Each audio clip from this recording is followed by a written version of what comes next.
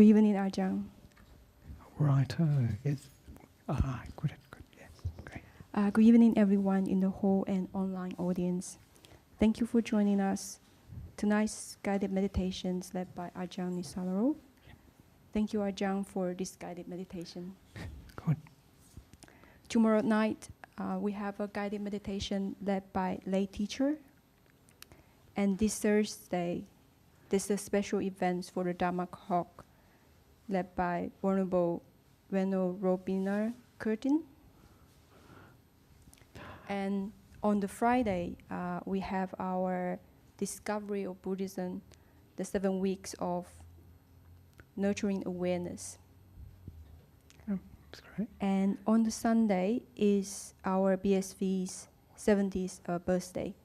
So welcome to join us to celebrate this special day. Also, on Monday to Thursday, 7 p.m., you can join us on the short guided meditation on this call. For those who are new, the format of the guided meditation is as follows. There will be a brief talk, and then we will meditate until 8:30. After that, there will be a time for questions. For those in the hall, would you please check if your phone is on silent or turn off? Thank you. I will now pass it to Ajahn Nissarano to lead tonight's guided meditation. Thank you again, Ajahn. Thanks, Shan. Thanks, great. Just going to mention too that this Thursday, it won't be a Venerable Robina Curtin. It's the following Thursday. It's the 19th. So this Thursday, what's this Thursday? I don't know what this Thursday is. It's it must be, well, if it's the 19th, it would be the 12th, isn't it? 12th, yeah. She's coming on the 19th of October. Yeah, okay, yeah, sorry about yeah, no, that's all right. Because I would like to be here too for it. I don't know if many of you have met or experienced a talk from, experienced is the word actually, from Venerable Robina Curtin. She's quite a dynamo, and even though she's getting old, she's still, amazing, and incredible energy, and still, even with the speed of her Dhamma talks and everything, the content good. Sometimes people speak fast, but the content not quite so. Hers is good. So, and also you get the experience of when you have an in-person teaching. Welcome to everybody online too. Is the Discord people here tonight? No. Then when you have a in-person teaching, you get to pick up on the feeling that you get, the ambience from being with the person, the presence, isn't it? That's the word you use, the presence. And she's got quite a presence, actually, very tough compassion. But so it's really interesting. I encourage people to come if they can, because it's great.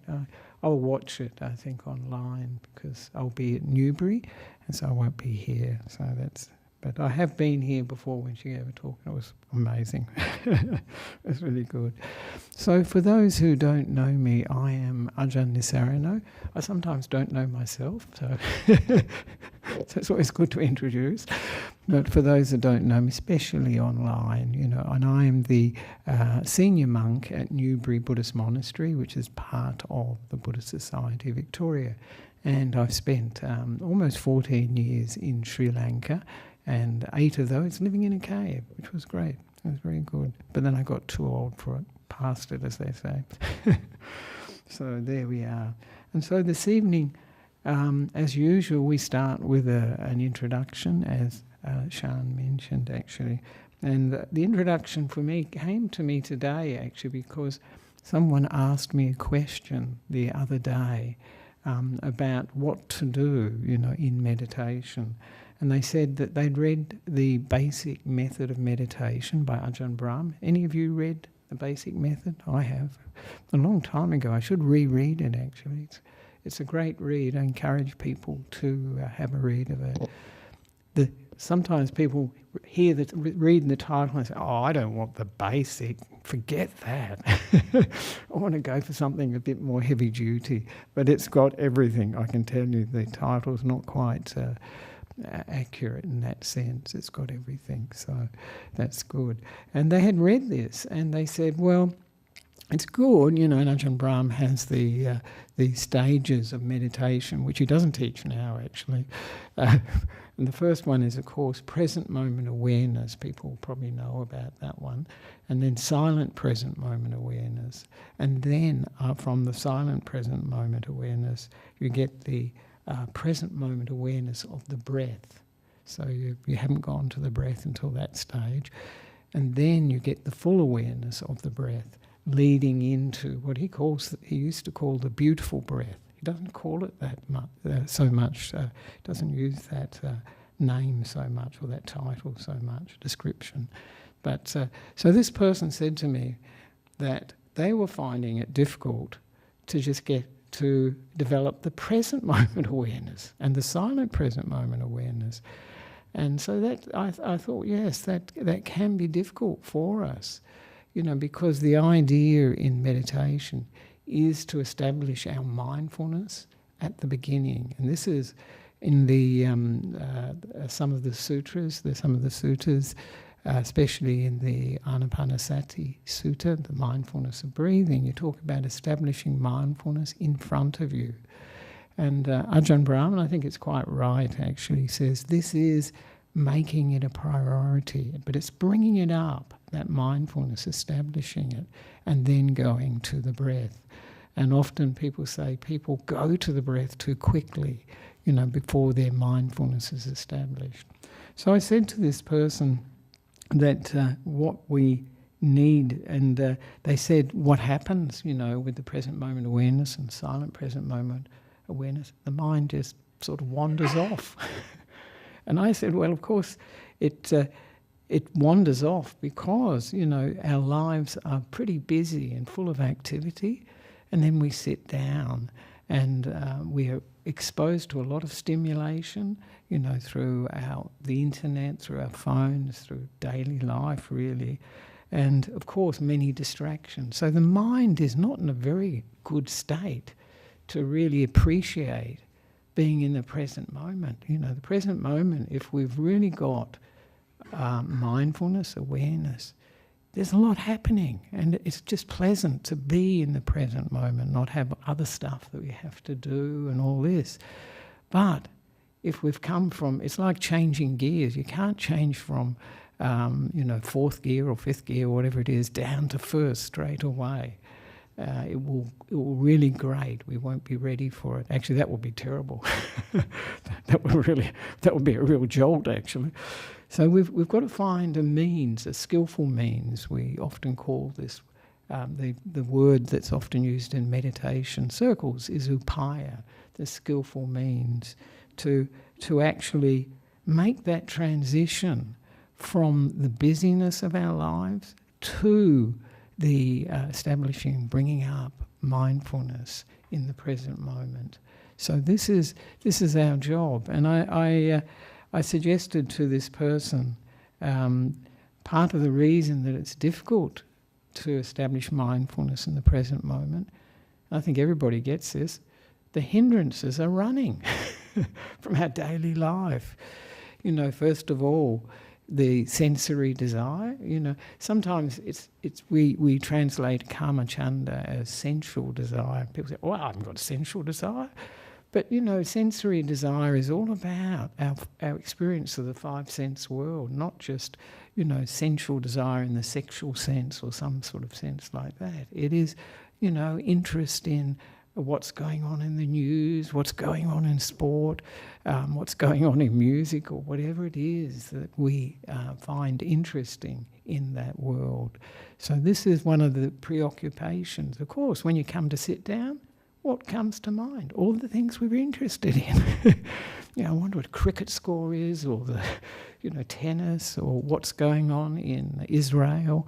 All these things will come to mind. And this is sensory desire.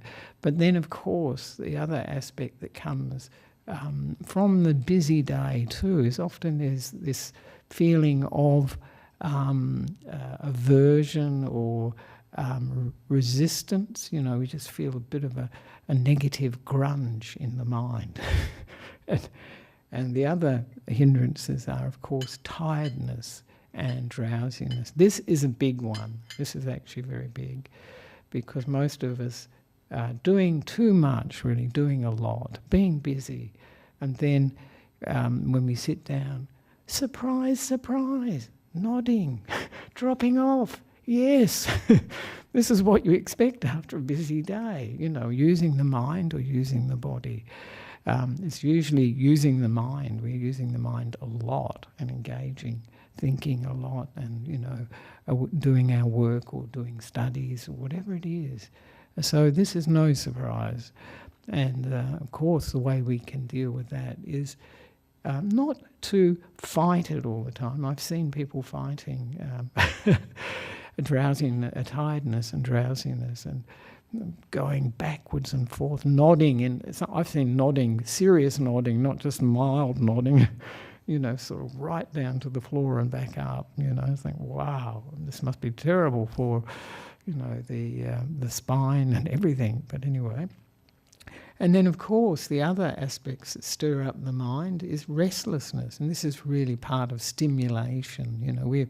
We're a pretty much overstimulated society. We've got a lot going on, just holding our phone.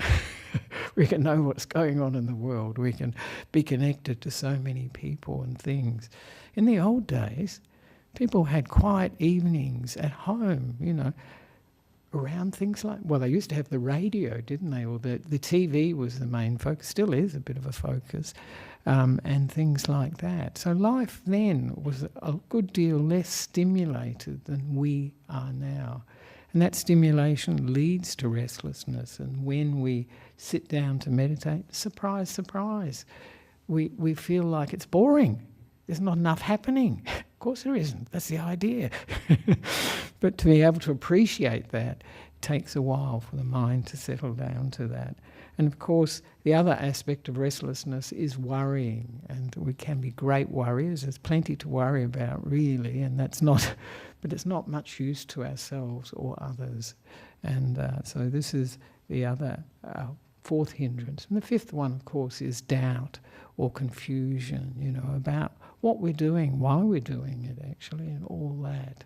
The Buddha, is this the right meditation technique for me? All this.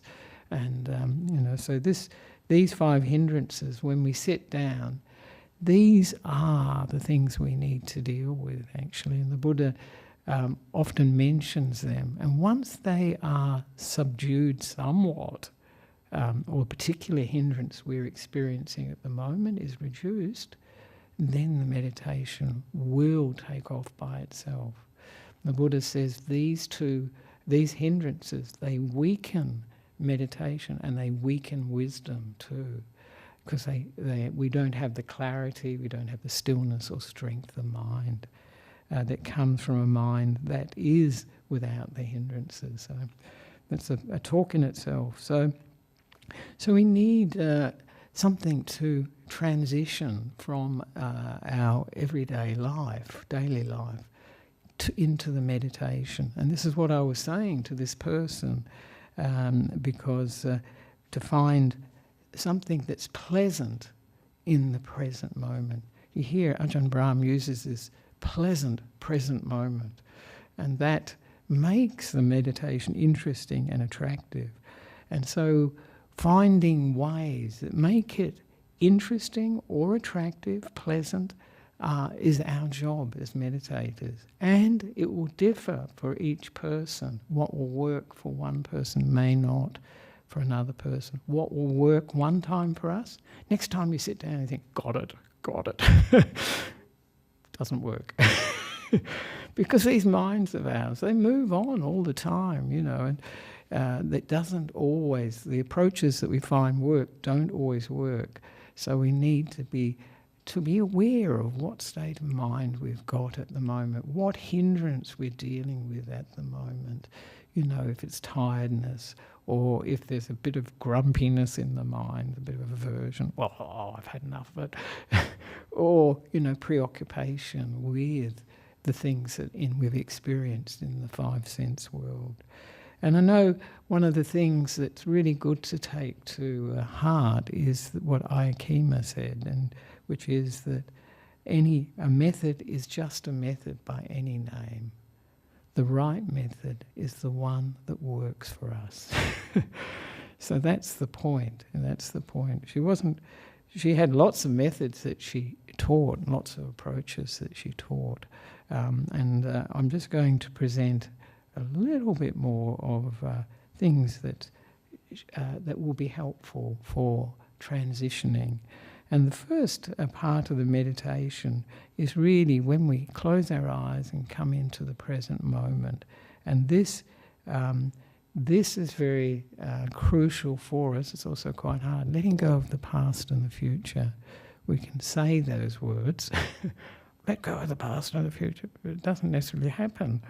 And there are some phrases that can be useful for encouraging this letting go. And I've been teaching just recently, yesterday in fact, aspirations and resolutions that we can use for encouraging the mind to go in a particular direction. As I say, I mentioned yesterday, it's not bossing the mind around. That doesn't work. You try bossing anyone around, children, your workmates or whatever, they won't like it. And some of the phrases that I use, and I usually use something like, nothing I need to do now. But a good one would be, dear mind, there's nothing we need to do now. We're working with the mind. We're not dominating. We're not pushing it. We can't control it, but we can incline it in particular directions. So, dear mind, nothing we need to do now. And we can do that 3 times. And whatever phrase works for you. And the other phrase that I often use is, dear mind, nowhere we need to go now. So it's just to be here. And another one that we can use is, dear mind, we deserve a break. Just now, just to remind ourselves, and say it 3 times. Often with this, using a resolution or using an aspiration, if we mention it 3 times, very Buddhist, we do everything 3 times.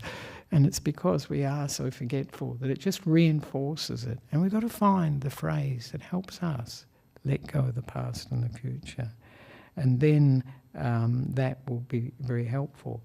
And then usually with the meditation, then I have where we adjust the body, we give attention, we close the eyes, we adjust the body. This is something we do in the present moment, feeling whether it's balanced, if it feels comfortable. Do we need to make any adjustments? Do the shoulders need a bit of a relax, physically by moving them? And then to do a mental relaxing body scan from the top of the head to the toes. And this is very important, actually. Some people, and I suspect this person maybe they rush over it, because this is a good way to establish mindfulness. Be here. And this is having a very kindly attitude, having this warm, kind attention and giving the body a mental massage. And so this is a very good way to transition and to develop mindfulness of the body. And then, having done that, the Aikima, what she would often mention, she said, whatever meditation object you're using, do some metta first. And of course, this is actually quite a powerful technique. And she used to teach metta, this friendliness or loving kindness, she used to call it. Or often she would use gratitude, because both of them are very good warm emotions. And what they do is they colour our mind. They reduce the hindrances, colour the mind with something very pleasant, and then whatever we give attention to, the present moment or the breath, whatever, becomes much more attractive. The mind's ready. And so this can be, using a positive emotion can really be quite helpful. And it's something that any of the people who've experienced my guided meditation, they go, yep, that's what he does all the time. And so this can make it easier. And the reason for it is once once the meditation object is more attractive, more interesting, it's much easier for the mind to stay with it. It's drawn to it, basically. And then when the mind stays with it long enough, then the automatic process occurs where gladness comes up in the mind. And then the Buddha says it goes to this rapture or this joy, a real intensification of this experience of happiness, but throughout the body almost it feels. And then tranquility, when the body and the mind, very, very peaceful. And sometimes for people the body disappears or the parts of the body disappear.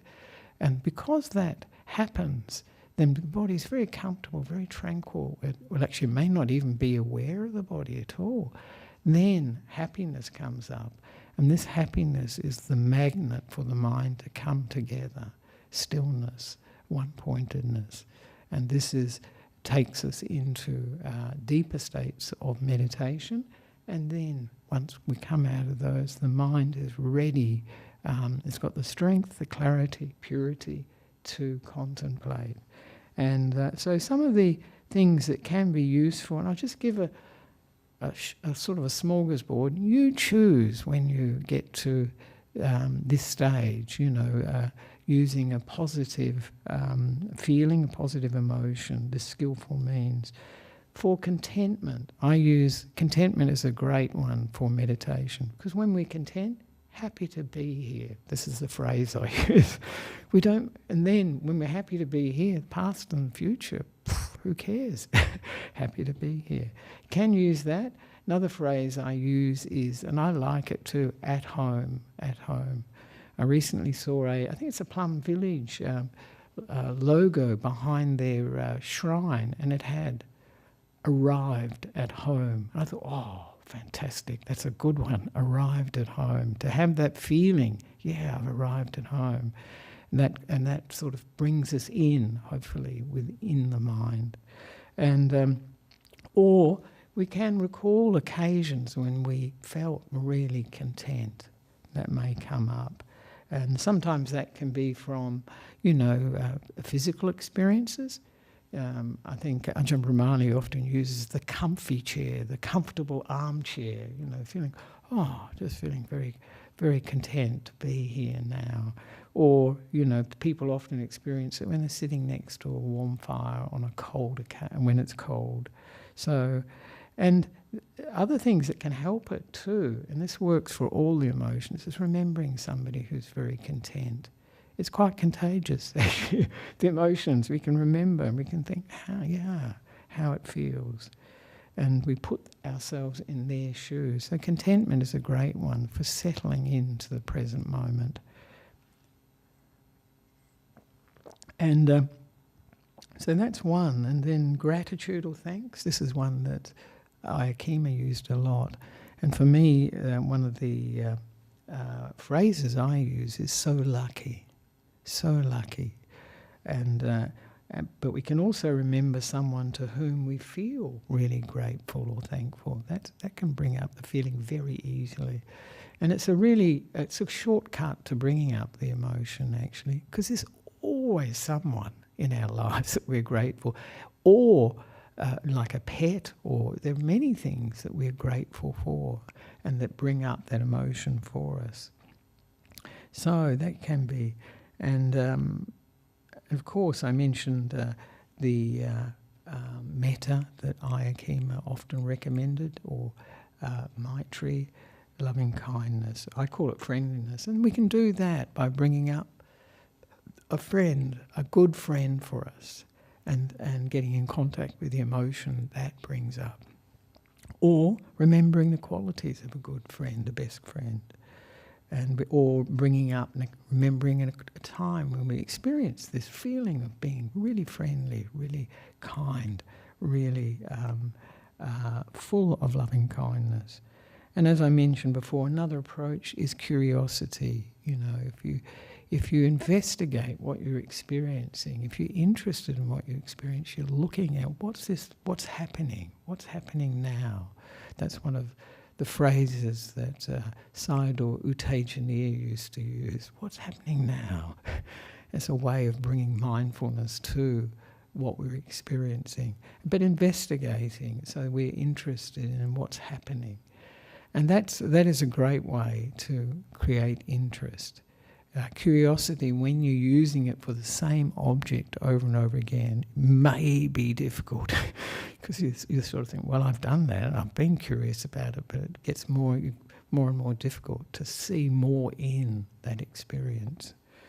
So that's the introduction. So I'm just suggesting the skillful means for transitioning to the present moment, that we come into the present. We can use a phrase that suits us, and I will lead that, and you can also even use your own, whatever you feel comfortable with, and then do the adjusting the body, and then the relaxing body scan, and then bringing up a positive feeling in the mind. You can call it a mood, meditation mood.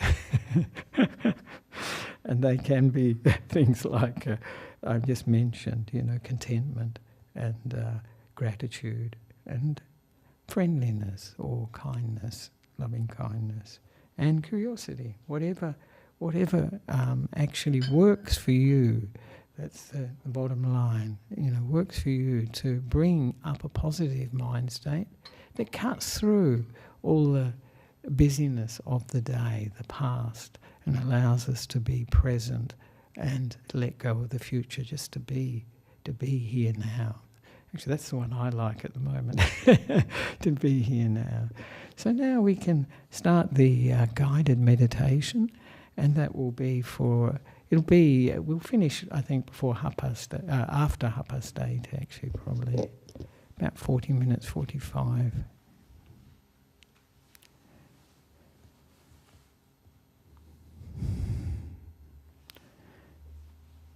And so we can close our eyes.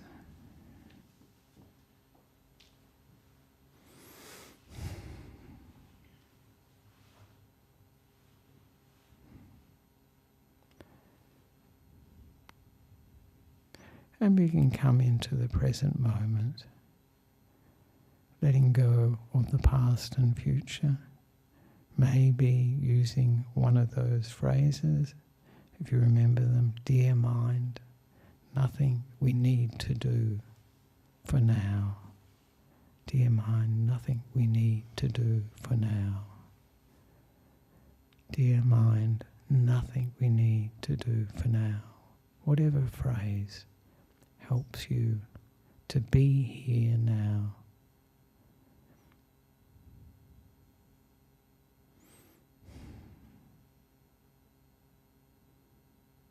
And we're settling into the present moment.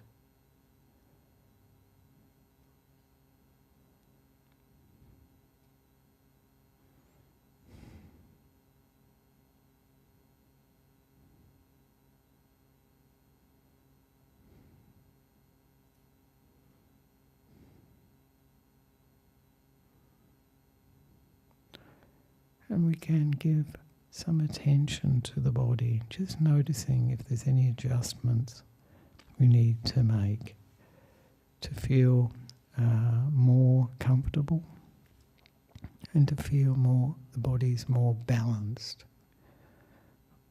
The head over the shoulders, shoulders over the hips, and the hands however we find comfortable, either on the lap or on the knees, or however we find comfortable.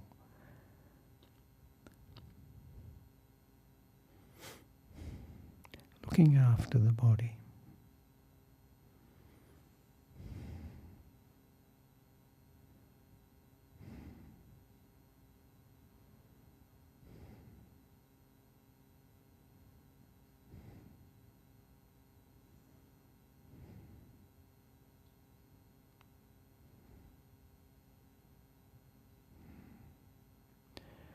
And now we can do this relaxing body scan, starting at the top of the head, or starting at the back of the head really, and moving the attention up to the top of the head, the sides of the head, soothing and relaxing those areas with this kind attention.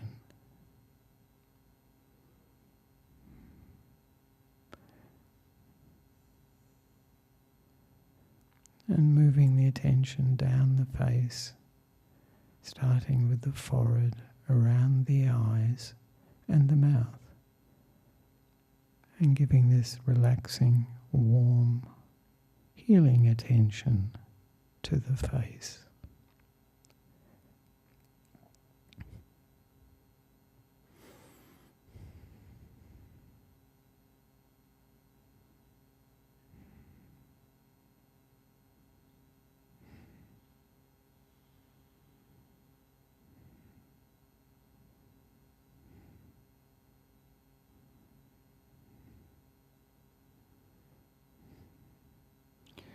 Now bringing to mind the neck, all around the neck, and giving the neck this mental massage, soothing it, relaxing it.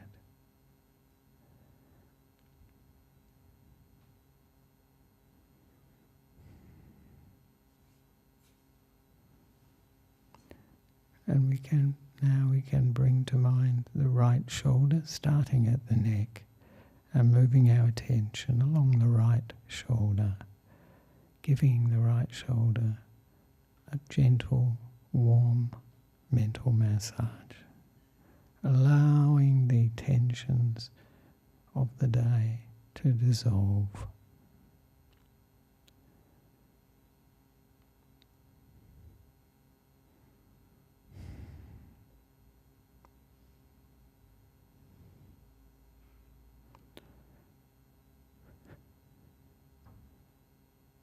And now bringing to mind the right arm, starting at the top of the right arm and moving our attention down the right arm, all around it, down to the fingertips, with this warm, kindly attention.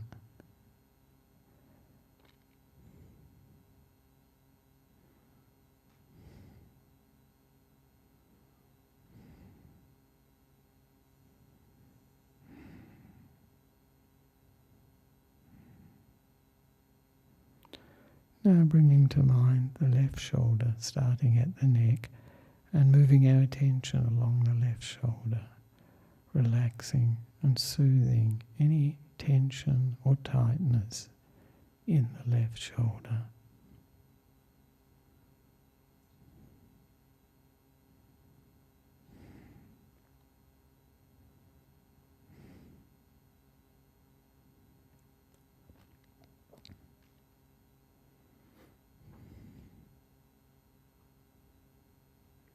Now bringing to mind the left arm, starting at the top of the left arm and moving our attention down the left arm, all around it, right down to the fingertips. Soothing, relaxing with this warm attention.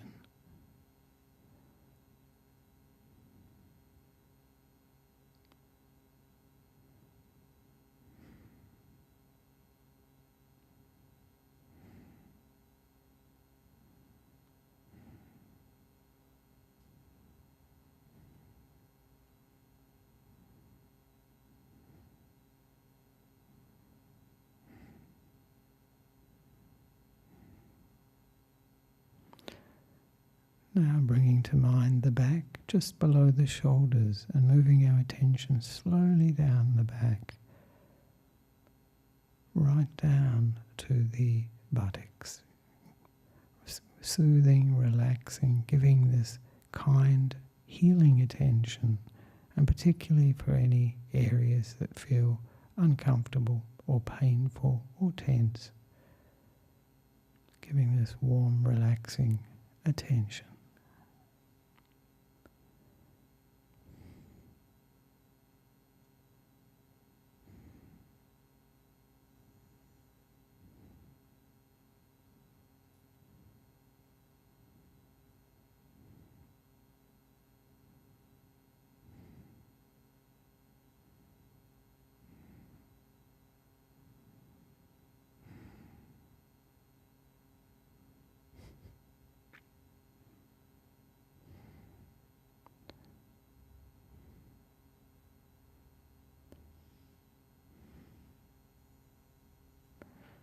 Now bringing to mind the front of the body, starting just below the shoulders and moving our attention down the front of the body, soothing, relaxing, giving the front of the body a mental massage,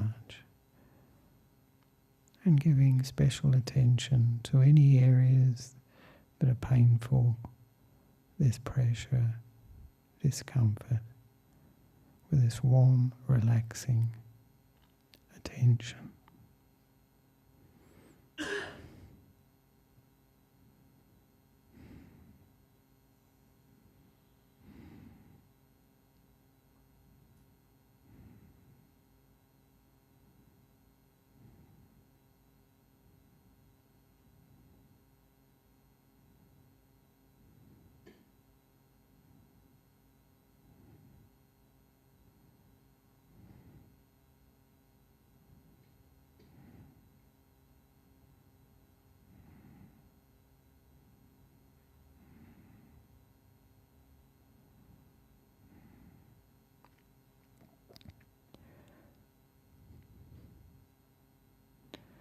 Now bringing to mind the right leg, starting at the top of the right leg and moving our attention down the right leg, all around it, right down to the tips of the toes, soothing the right leg, relaxing it with this warm, healing energy.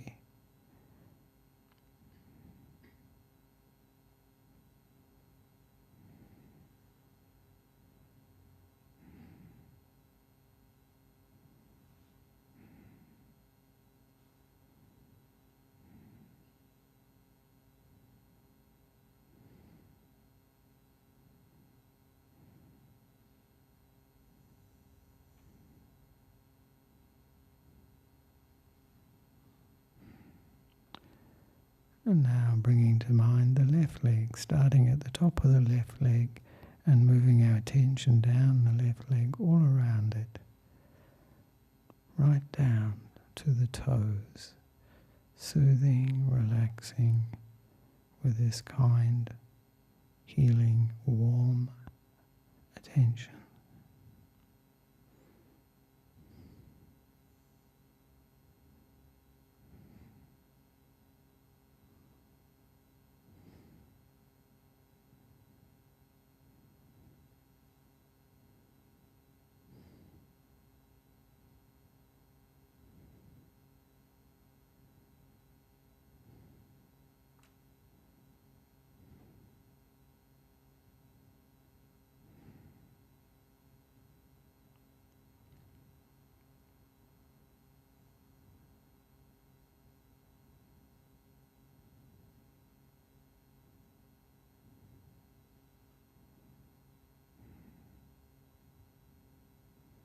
And now becoming aware of the whole body, sitting here, comfortable and relaxed.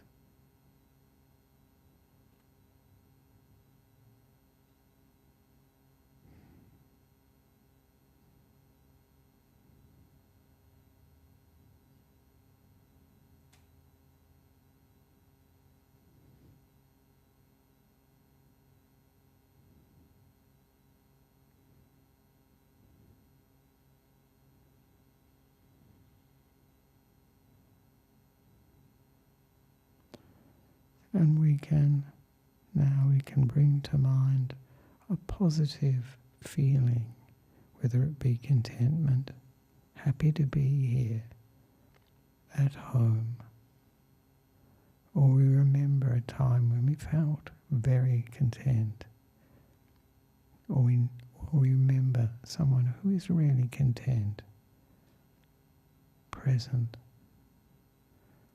or we can bring up this feeling of gratitude, thanks, that we're so lucky.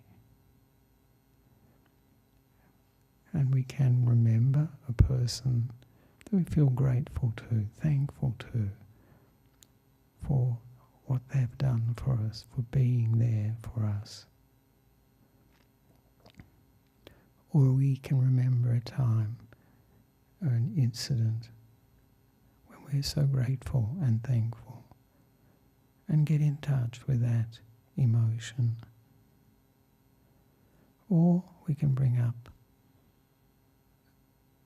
friendliness, loving kindness, by recalling a good friend or the qualities of a good friend,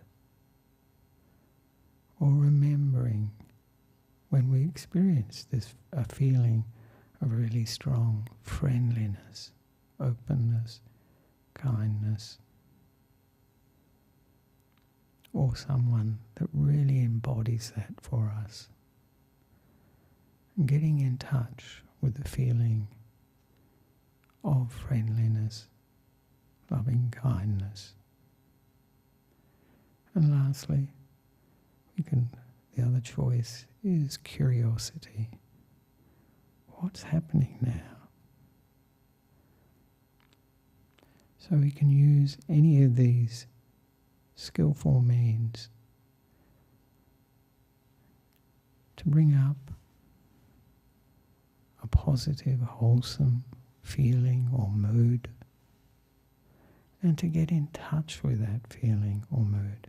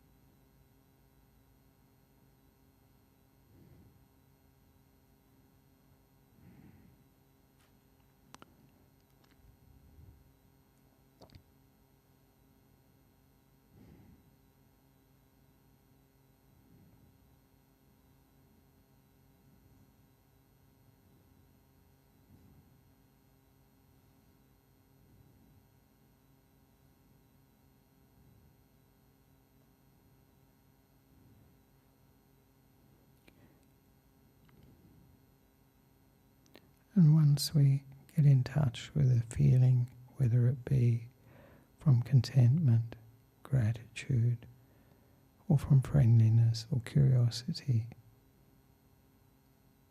we can give that to the present moment, whatever we're experiencing now, with a sense of contentment, feeling of contentment, happy to be here, or with gratitude, to be here in the present moment, so lucky. Or friendliness, that the present moment is like a good friend, a best friend.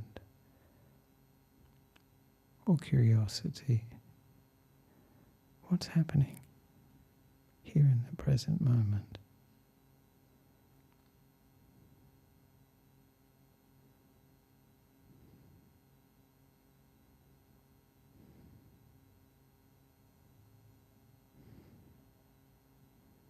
Just experiencing whatever is here. Sounds, feelings in the body, the temperature, whatever we notice, the breath coming and going.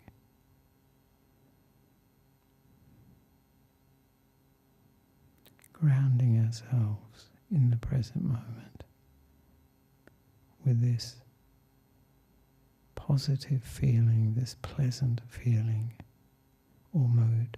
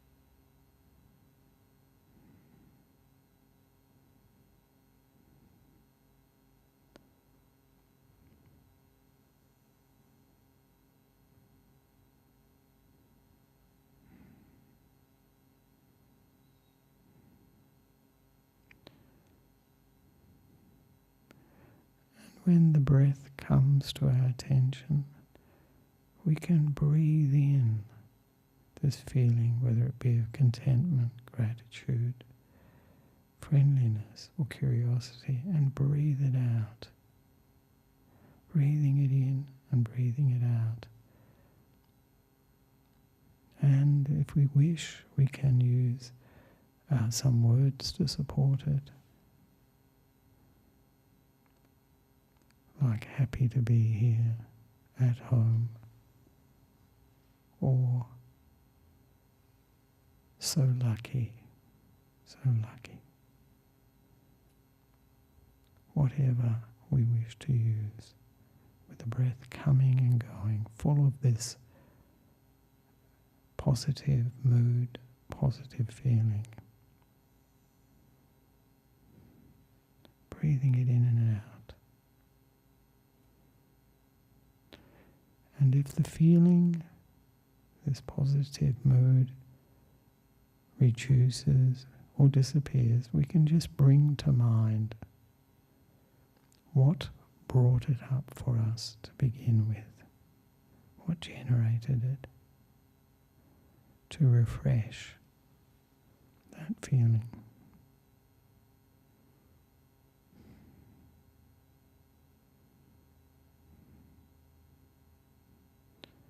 And if the mind gets very peaceful with the breath, very at one with the breath, we can let go of all the skillful means and just be with that peace, whatever develops from that peace, stillness.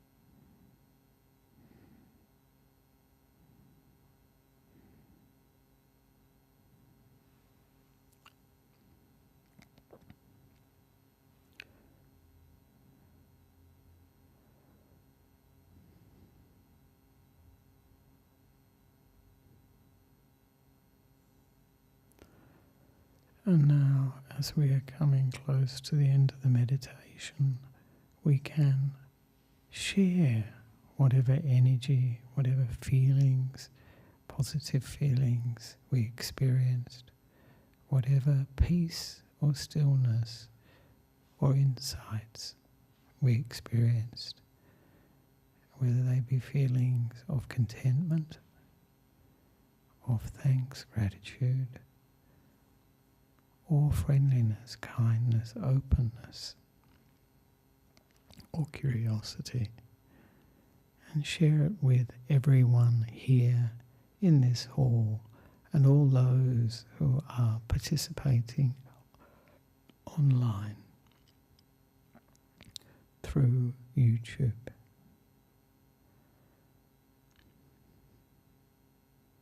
Sharing it with them for their happiness and their well-being.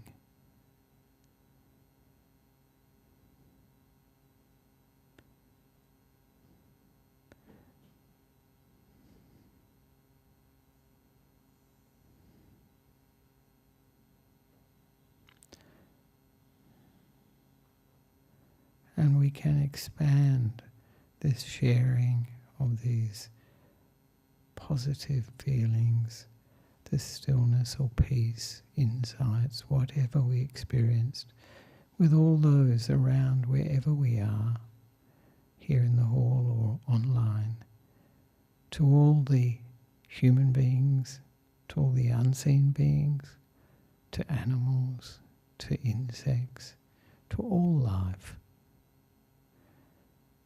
Sharing these feelings, positive feelings, the stillness or peace, whatever it is, for the happiness and well-being of those beings, and to keep expanding that further and further until we cover the whole earth and all realms of existence.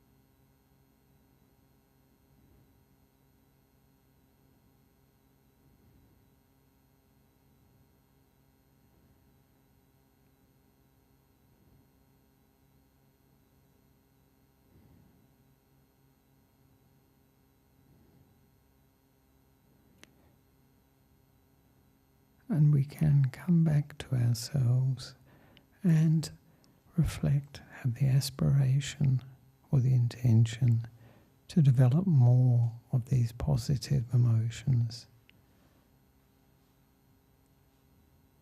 in our lives, not only in meditation, in daily life, so that our speech, actions, and mind and thoughts come from these emotions, these moods, and to use this to develop our meditation further by deepening our experience of the present moment, of the meditation object, so that it can go deeper and deeper. And we can anchor these emotions, whatever they were, in the heart. And they can become like shortcuts for us to these feelings when we remember them.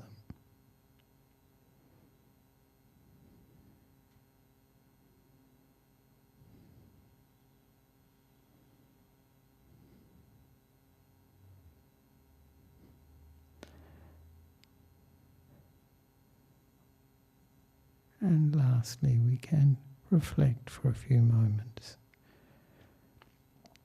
on how we feel now.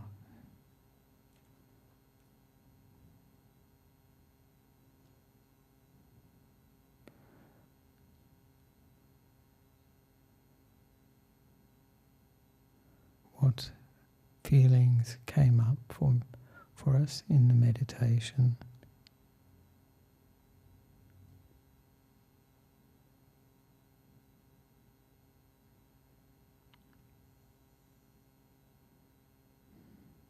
And what caused them to come up? What worked really to bring them up, these positive feelings, or this sense of curiosity and wonder?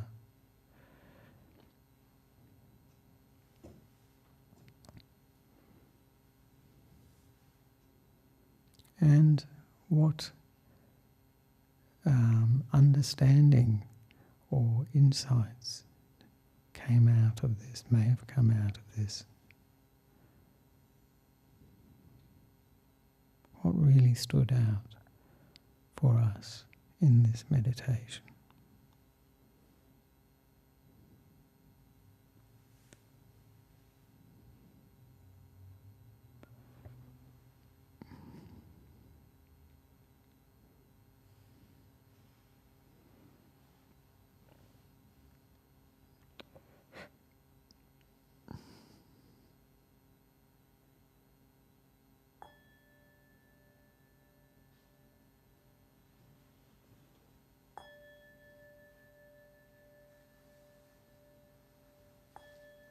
And we can slowly open the eyes and move the body to make it more comfortable.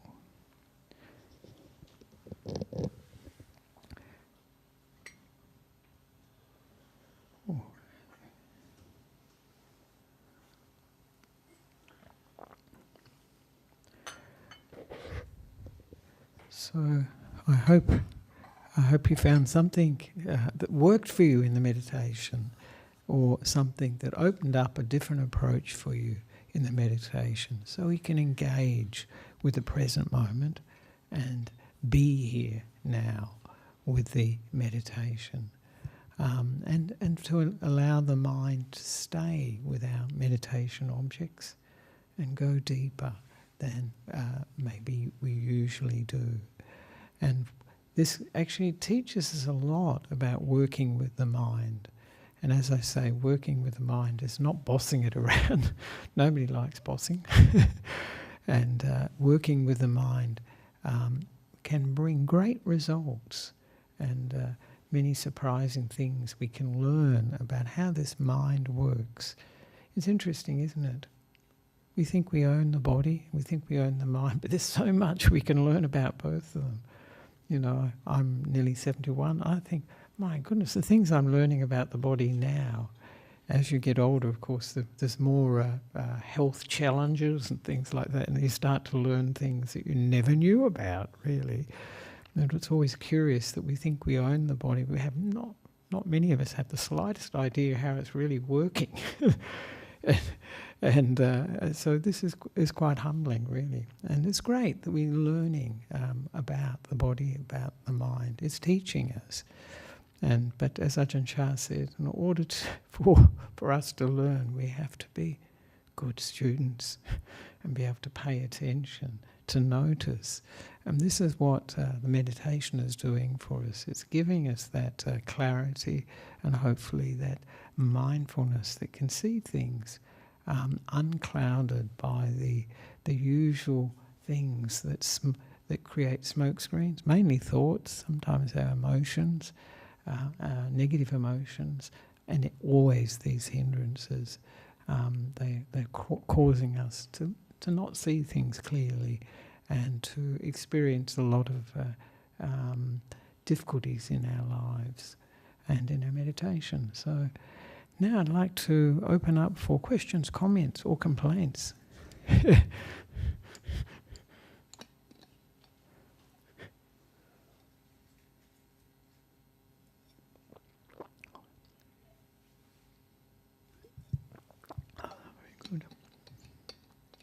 Thank you, Ajahn, for the guided meditation.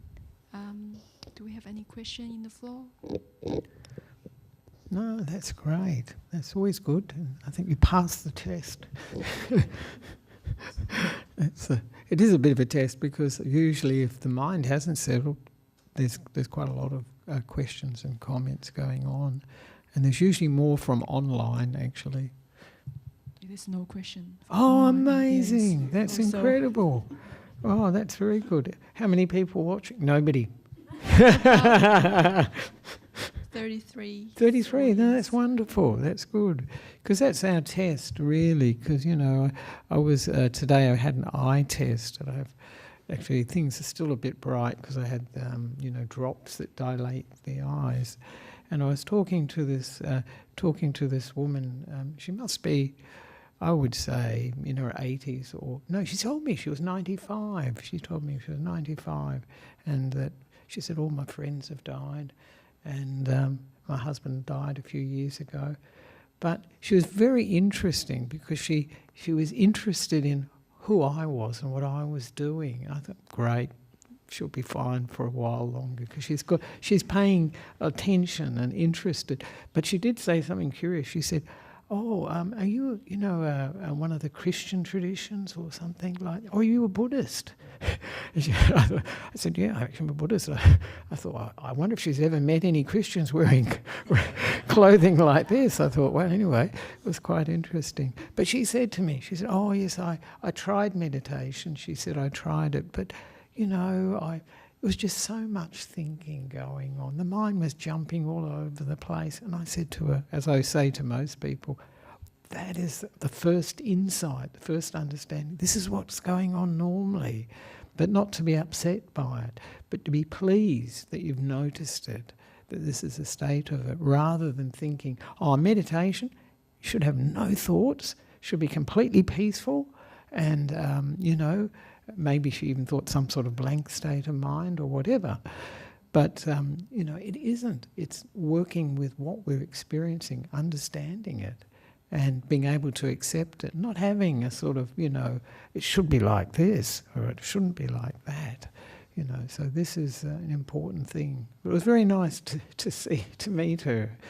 And of course she said what many old people said, that old age is not easy.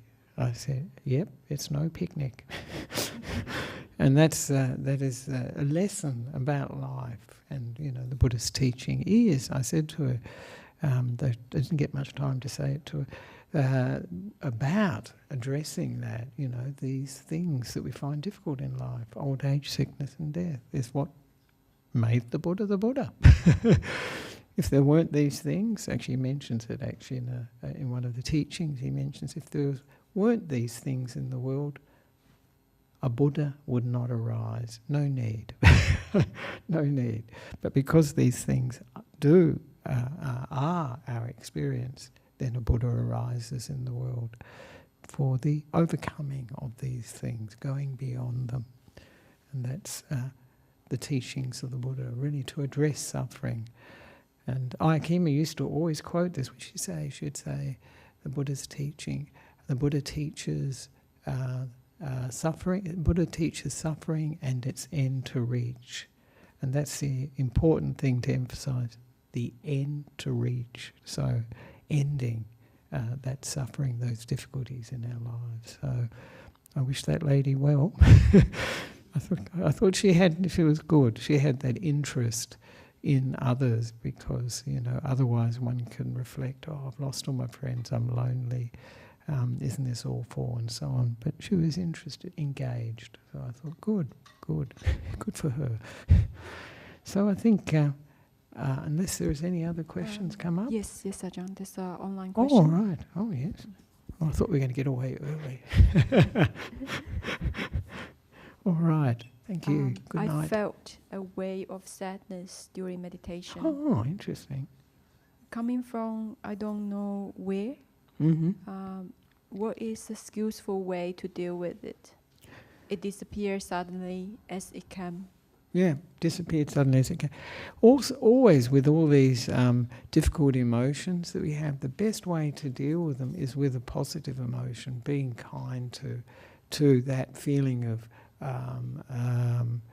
sadness that came for her, being kind to it, allowing it just to be there, not pushing it away. A natural impulse is to resist these negative emotions, to push them away, and that doesn't help actually. But being kind to it, just, being gentle with it, having this openness to it, that it's here now.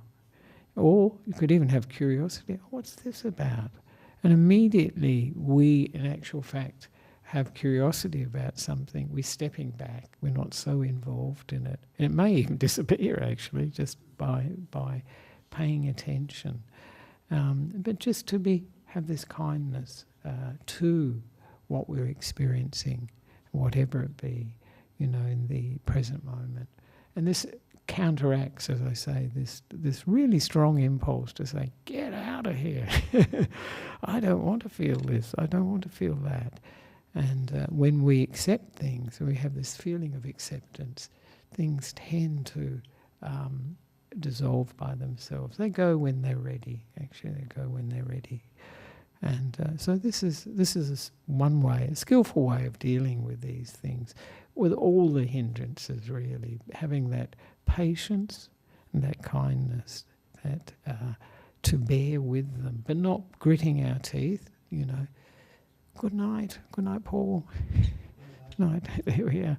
And that way, allowing them just to go in their own good time. They're like visitors that come, and we are patient with them, and they go, and that's it. And in the process, we may learn about these different emotions, these different states of mind.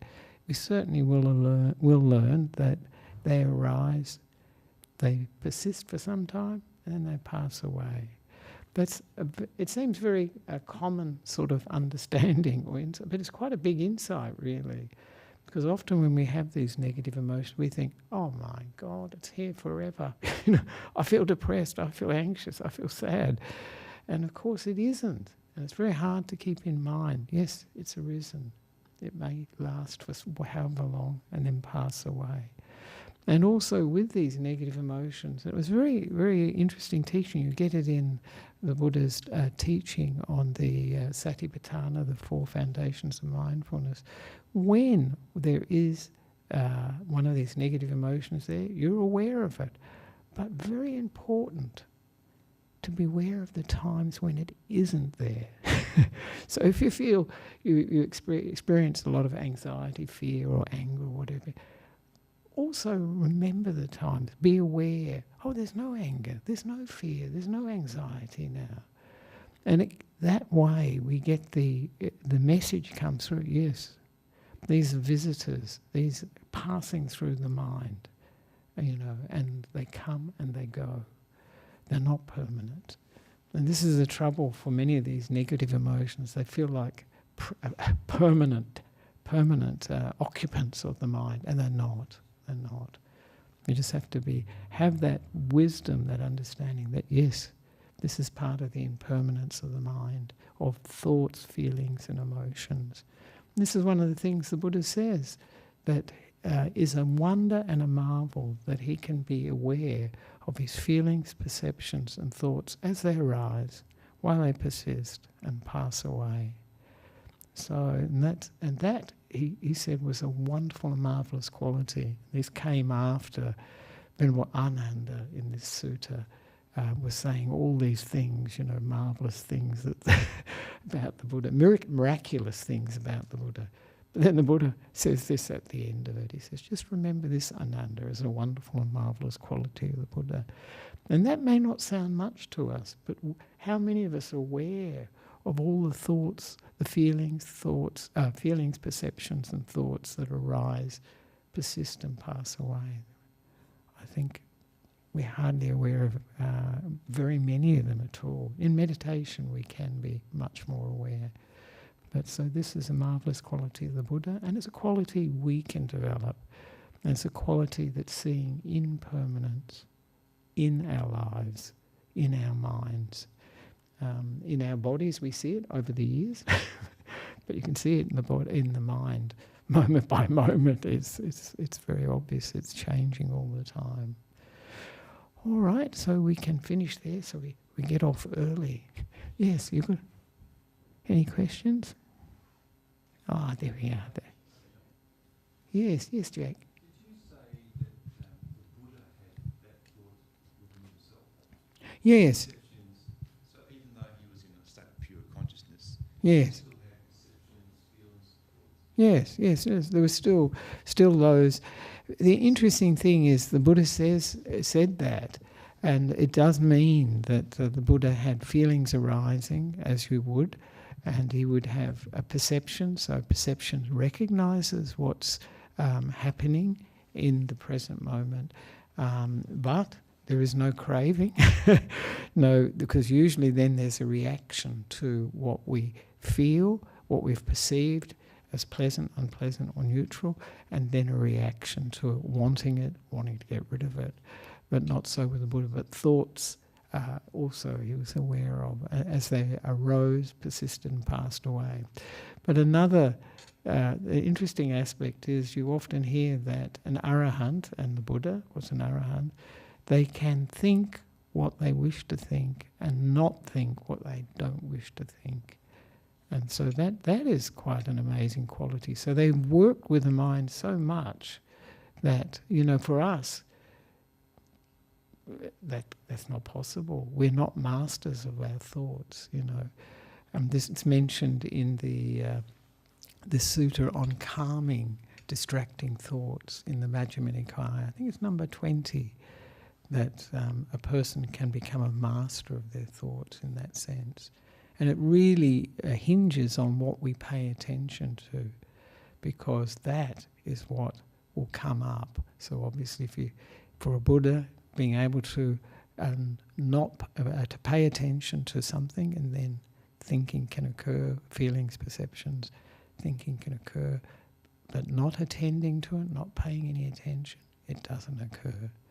Because this is the interesting thing, these awakened, enlightened beings, they're incredibly peaceful, incredibly still beings, and they just will respond as they need to respond, but not from a sense of self, not from a sense of wanting and all that sort of thing. Yeah, it's interesting, because when we hear that, Jack, we realise that this is the experience of an enlightened being, but it's not that dissimilar from our experience. But the actual way of the fact that he can be so aware is very unusual, really an amazing quality. So that's yeah.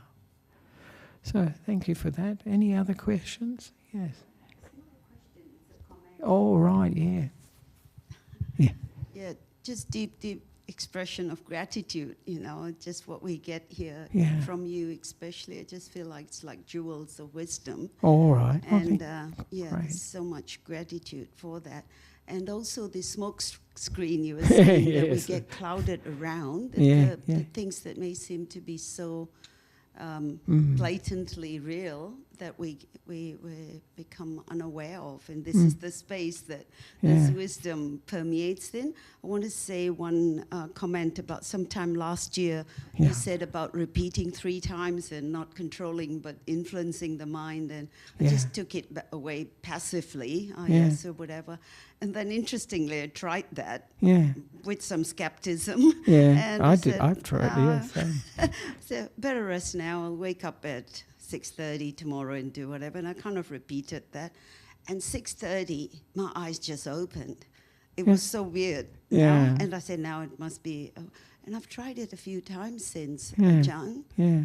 And I'm just, So today, as you're mentioning about influencing the mind, not controlling it, I'm just saying there's so much of wisdom here that comes that we may even walk away with skepticism. So I'm so honored and privileged with gratitude of the wisdom.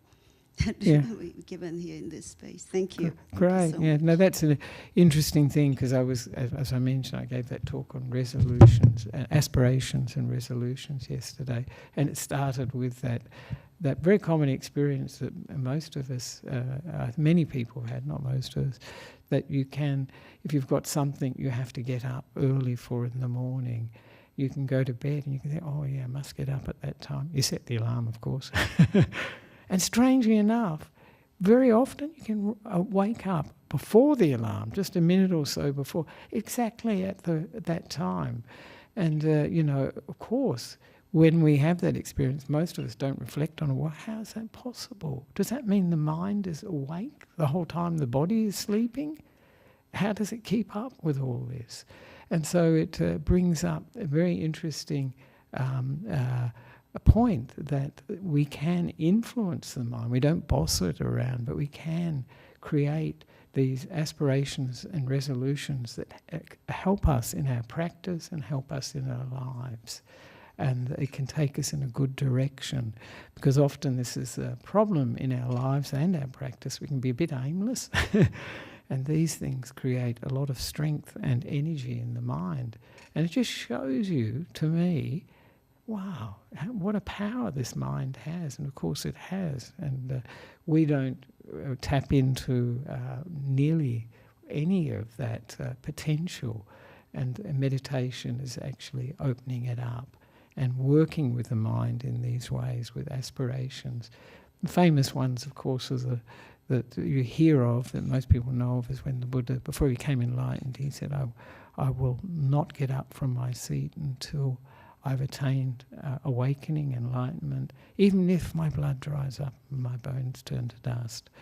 And he used these resolutions in his life. Of course, for him to use it, he was a bodhisattva. He was about to become awakened. He had all the conditions for it, so it's very useful.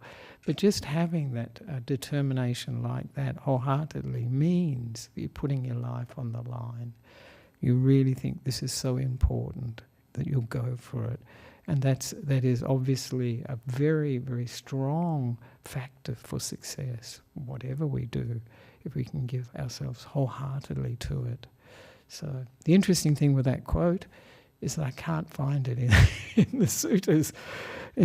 But I suspect, as I mentioned yesterday, I didn't look it up, that it's the Buddha reflecting on a previous Buddha, Vipassi Buddha, because there are quite a few, there's a lot of detail about a previous Buddha, Vipassi, and that may have come from the Buddha talking about his life, Vipassi's life, a previous Buddha.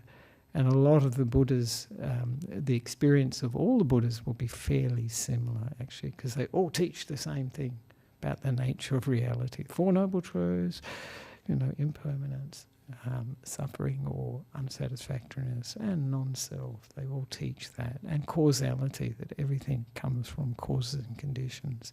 So that's what the Buddhas will all teach. So it's natural that previous Buddhas, their experience would be pretty similar to all their experiences will be pretty similar, yeah.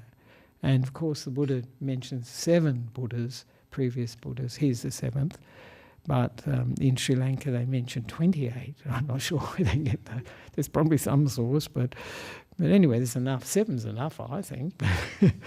And it's a huge amount of time between each Buddha. So they say that before a new Buddha arises, the teachings of the previous one have to have disappeared, and then a new Buddha arises. And to me it's not such a surprise, because what a Buddha teaches is the nature of reality, and human beings will from time to time will awaken to that. It's just natural. They may see impermanence very easy, they may see the difficulties and problems, suffering, unsatisfactoriness of life, but what a Buddha sees is also non-self. That's pretty extraordinary, actually, that it's not personal, it's a process of body and mind, which I think many people find difficult to understand, and but that's the teaching of a Buddha. So now we can finish off, and those who wish, we can have pay respects to Buddha, Dhamma, Sangha, and have a good evening. There we are.